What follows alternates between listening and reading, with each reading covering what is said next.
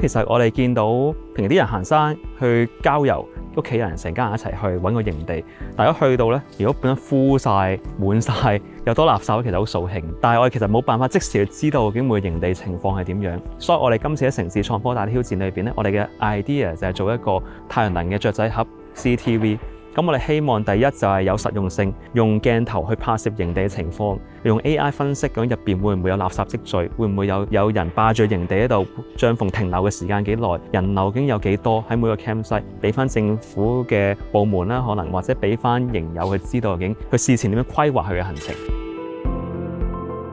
係，我叫 Alan， 咁我平時都有露營嘅習慣啦。今日好多謝 Alpha AI 邀請我過嚟做一個測試。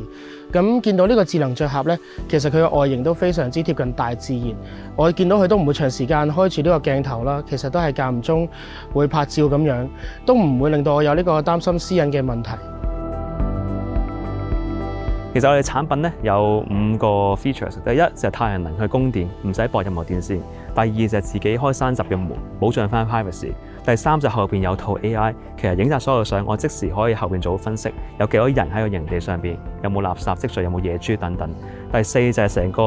design 設計概念都係用一個雀仔盒木飾為主，咁貼近翻大自然。同埋最後就係好容易安裝，我哋其實係喺營地唔同嘅營地可以容易安裝啦，喺其他嘅戶外場景都可以安裝。咁希望將個覆蓋範圍變大。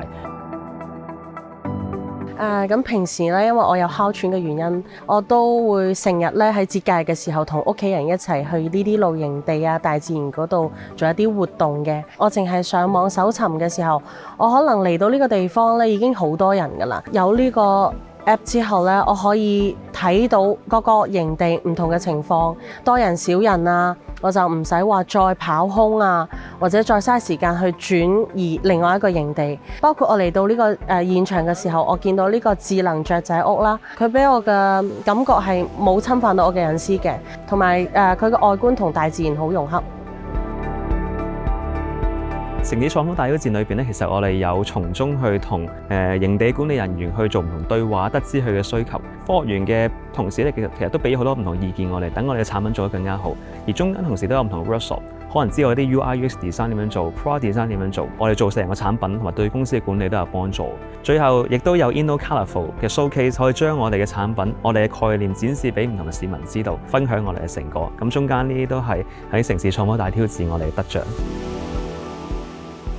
我哋展望可以將呢個產品延伸到唔同嘅營地，亦都唔一定係營地，可以帶到唔同嘅戶外地區，包括海灘，包括係可能出邊嘅一啲市區，咁啊將我哋 AI 應用到更加大嘅場景。